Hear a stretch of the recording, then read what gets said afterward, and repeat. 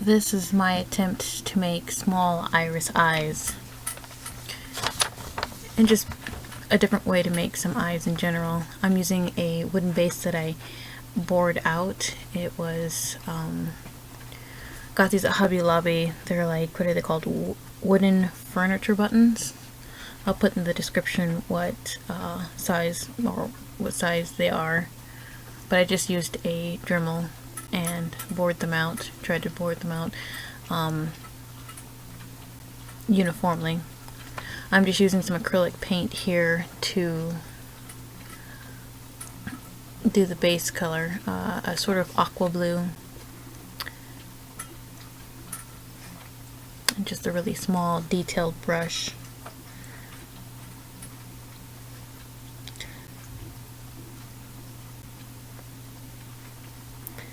I didn't do too much detailing, even though I'm using a detailing brush.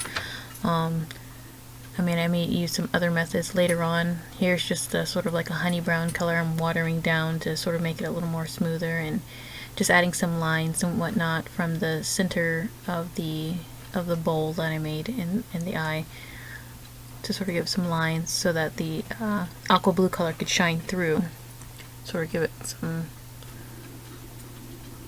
interest, I guess.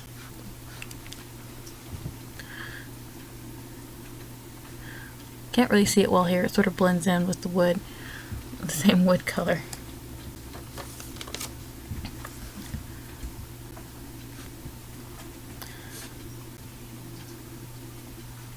And yeah, so I did both of them. At this point, I was thinking about what I was going to do with the iris. I was going to paint it in, but then I thought, well, maybe I'll try a bead or something. And the beads I had or have on hand are just seed beads, itty bitty black seed beads, and they're not even uniformed black seed beads. So in the end, I decided against them because, well, they're seed beads. It's not like they're domed or anything, so there's a hole in the middle. I might add some beads, do some sparkly eyes or something else later, but I decided against them and then went back to my original ideal, was just to paint the iris.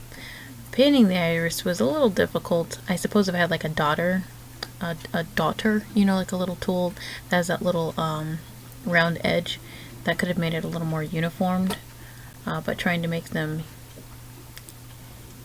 uniform so that they match. So when you're looking at the eyes, one iris isn't like blown versus the other one, like, oh my gosh, did my doll have like a concussion or something?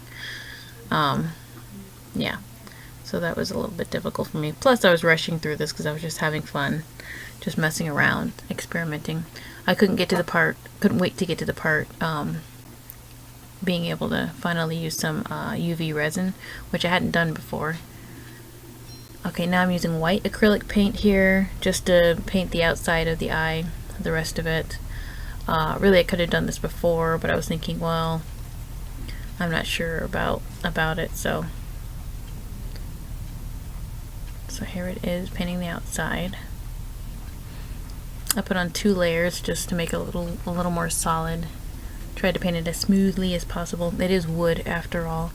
I just wanted some uniform bases and decided to try something different versus like using clay or even doing some resin molds, which I will do in the future. I think I just need to find the right mold, unless I make my own, but I don't really want to make my own. I'm really intrigued with the ideal of small iris eyes at the moment because I have gotten at least two dolls, or even, well, 3 that could benefit from small iris eyes, and I have quite a few eyes, but none of them look right. They're too large in the head. Okay, at this point I am using the Pavelka Magic Gloss, and I just took a little bit of poster tack or eye putty and just started to fill up the reservoirs in the eyes little by little, trying to avoid any bubbles. First time ever using this with my little Pavelka UV light. Of course, you can use, you know, other UV resins and other UV lights for, you know, doing nail art or whatever. So I wasn't sure how long to put it in there, but I put it in and I waited, and then here I am taking it out finally, testing, making sure it's hardened enough. I left it in just a little bit longer, just to be sure. I didn't want to take it out and then be sort of tacky, and that would be annoying. So I did a pretty alright job of putting it in the first time. So they look pretty alright. I liked the dome, the size dome. First time using them. Can't wait to make some more. It'll be fun. I decided to cover the rest of the eye in UV resin, so I got a sort of disposable brush and started sort of painting it on, or attempting to paint it on, to the rest of the wooden eye base. I wasn't quite liking how this turned out. I didn't want it to be sort of brushed along the, have a brush stroke sort of look, because it wasn't laying down nice and, what's the word, smooth. So I ended up taking the bottle and sort of trying to smooth it out and putting more on top to make it a little more smoother, removing any bits of, well, any bubbles or any particles or whatever. And then I put it back under the UV light.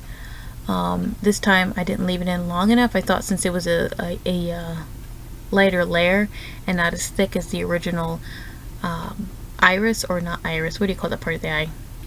I thought since it was a thinner layer that it wouldn't take as long, but it was still tacky when I took it out, so I put it back in. And then I took it back out and tapped on it. Tap, tap, tap, to see if it was cured. And it was, so I took them off, checked them out, looked at them some more. The irises aren't quite exactly the same, but I have a possible solution for that. This is a doll head that I had around. I put it in. This is a big-eyed doll. So it's the right size as far as the dimension of the wooden base I made, but the size of the iris, just, I didn't like it in this doll in particular. This doll doesn't, you know, you can put, I guess, I don't know if you'd call them classic BJD eyes in there. This is my other doll, and he had really small openings when eye openings when I got him, and I thought, well, that's kind of annoying. So I made these eyes and I put them in here, and they looked way better, much more proportionate. But that concludes my doll eye experiment. I hope to make more and perfect it and do an update on it. Let me know what you think. Oh, and subscribe if you want to see more videos like this.